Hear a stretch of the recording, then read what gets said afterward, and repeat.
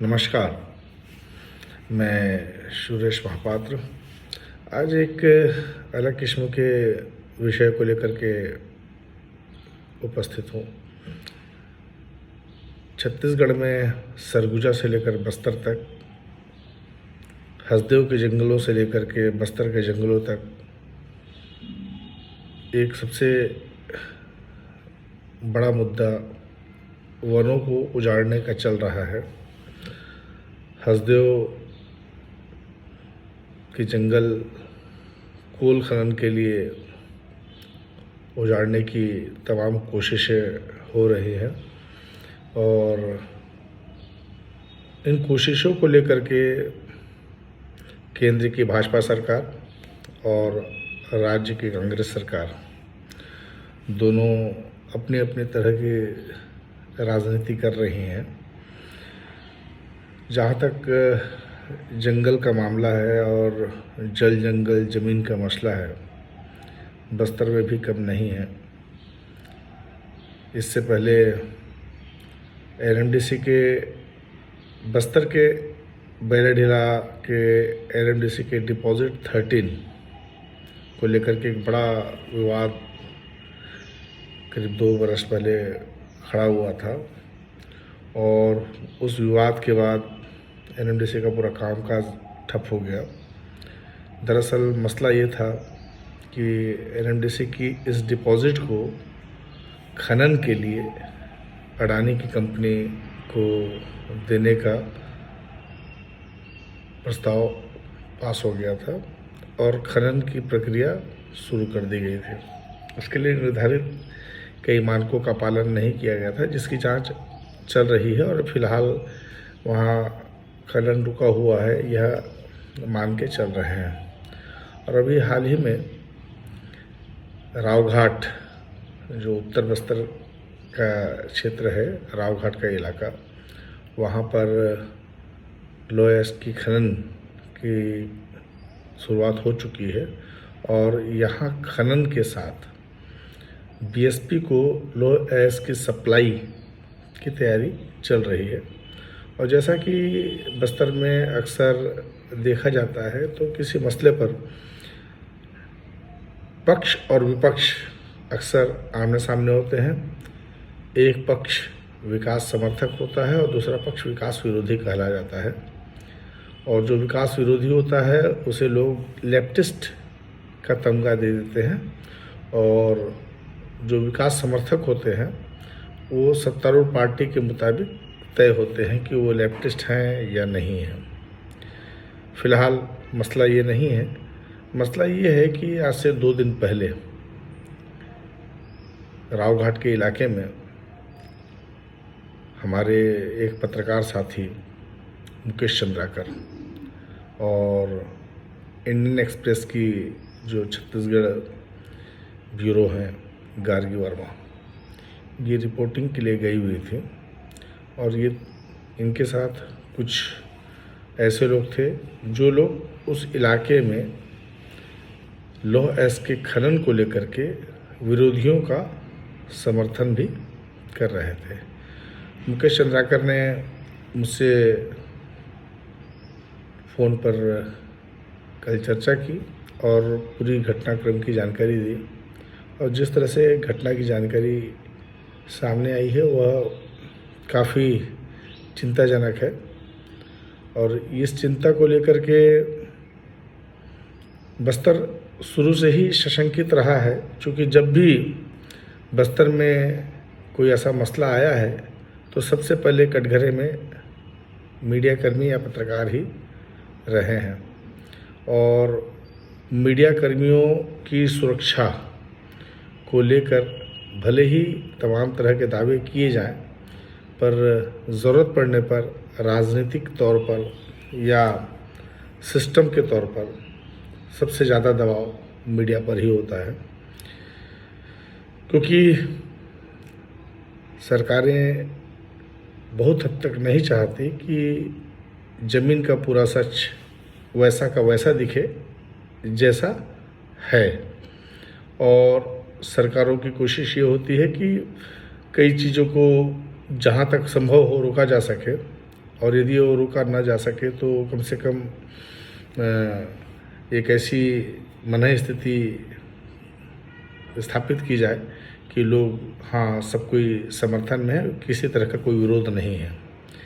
दरअसल मैं इस मसले पर भाजपा और कांग्रेस जो दो बड़ी पार्टियां हैं जिनके यहाँ सत्ता संचालित होती हैं, दोनों को मैं एक तराजू पे ही रखता हूँ।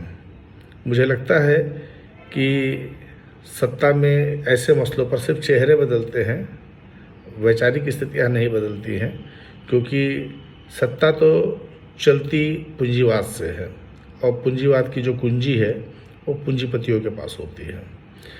निश्चित तौर पर दल्ली राजरा का जो मसला है, मुकेश भाई ने जो जानकारी दी है उसके मुताबिक बहुत ही खतरनाक तौर पर मीडिया पर अटैक जिस तरीके से किया गया और वहाँ पर 2 लोगों की पिटाई हुई और इसके बाद एसपी कांकेर के साथ इनकी बैठक हुई, बात हुई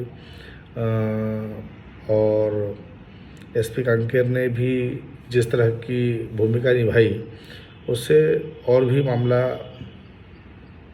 संदिग्ध लगता है, क्योंकि एक बोलेरो वाहन का जिक्र मुकेश भाई ने किया जो उनको लगातार फॉलो कर रही थी और उस हमले से पहले बोलेरो वाहन 2 से 3 बार उनका चक्कर काट कर गई थी। तो इसका मतलब ये है कि जब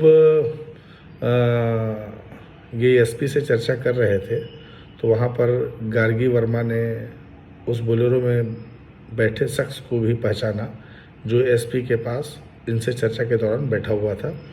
एसपी ने ये कहा उनके मुताबिक कि ये डीएसपी साहब है और ये यही उस बोलेरो में सवार थे। यदि एसपी कह रहे हैं कि डीएसपी वहाँ पर मौजूद थे तो जब हमला हो रहा था तो उनके सुरक्षा के लिए डीएसपी ने कोई दिलचस्पी क्यों नहीं दिखाई। और इतने संवेदनशील इलाके में किसी डीएसपी जैसे अफसर का क्या निहत था या बगैर किसी साथ के जाना उचित है, और यदि उचित है तो सिर्फ उनका उद्देश्य फॉलो करना मात्र क्यों था। और जिस तरह से बातें आ रही है कि लगातार फॉलो हो रहा था और मुकेश भाई ने एक आशंका जताई है कि उनके साथ जो मारपीट हुई है उस मारपीट में उन्हें आशंका है कि मारपीट करने वाले कोई साधारण नागरिक नहीं बल्कि पुलिस के जवान थे। ये बहुत बेहद गंभीर चिंतन का विषय है कि पुलिस के संरक्षण में इस तरह के अपराध कारित किए जाए, और यदि ऐसा हुआ है तो बेहद निंदनीय है। मैं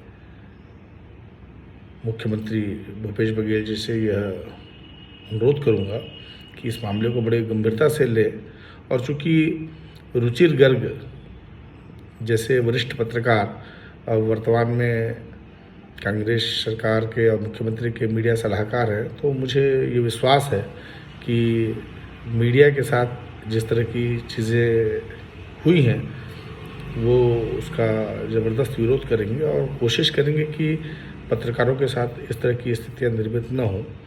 अब रही बात है कि रावघाट का मसला क्या है। रावघाट में खनन को लेकर के 2 अलग अलग समूह हैं।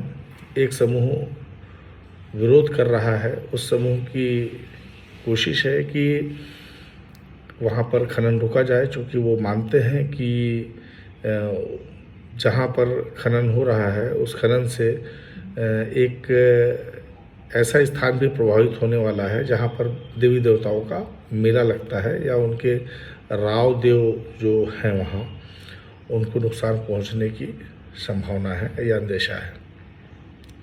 और दूसरा पक्ष जो उसके समर्थन में है वो कह रहा है कि यदि इस इलाके में खनन होगा तो विकास के रास्ते खुलेंगे और लोगों के लिए अलग किस्म की राह खुलेगी। तो निश्चित तौर पर दोनों के अपने अपने विचार हैं और इन विचारों के बीच में जो उचित हो वही होता है। और जो विरोधी पक्ष है उसका एक दावा है कि ग्राम सभाओं में जो फर्जीवाड़ा हुआ है उसको लोगों को गुमराह करके या उनको पता ही नहीं है कि ग्राम सभा हुई है, फर्जी ग्राम सभा की बात वो कह रहे हैं। तो जो भी चीज़ है वो जांच की बात है और जांच करना सरकार का काम है। बहरहाल उस राव घाट के लोहे से जो भी लोहा निकलेगा वो बीएसपी के प्लांट में गलेगा और लोगों को कितना फ़ायदा होगा या नुकसान होगा ये तो आने वाला वक्त बताएगा। पर इस मामले में जो भी पत्रकार रिपोर्टिंग के लिए जा रहे हैं उनको लेकर के सरकार का रुख साफ होना चाहिए। मीडिया को आज़ादी का तमगा नहीं, आज़ादी चाहिए। ये बात बहुत स्पष्ट रूप से मैं कह रहा हूँ क्योंकि मैंने देखा है कि बीते 4 वर्षों में पहले जैसी बहुत सारी स्थितियाँ यथावत बनी हुई हैं और मीडिया को अपनी बात कहने से रोकने की दिक्कत नहीं होनी चाहिए। सरकार का काम है, सरकार काम करती रहेगी, पर मीडिया यदि अपनी बात कहती है तो क्या दिक्कत है। मुझे विश्वास है कि मुख्यमंत्री निवास पर एक यूट्यूबर संदेश के साथ जिस तरह का साक्षात्कार माननीय मुख्यमंत्री भूपेश बघेल जी ने दिया है, जब उन्होंने इस बात की आज़ादी दी है कि सीएम हाउस एक यूट्यूबर के इस तरह के इंटरव्यू के लिए खुला हुआ है, तो ऐसे में बाकी पत्रकारों के लिए जो हसदेव के जंगलों में और बस्तर के जंगलों में पत्रकारिता करना चाहते हैं तो उनके लिए बाधाएं नहीं होनी चाहिए। धन्यवाद।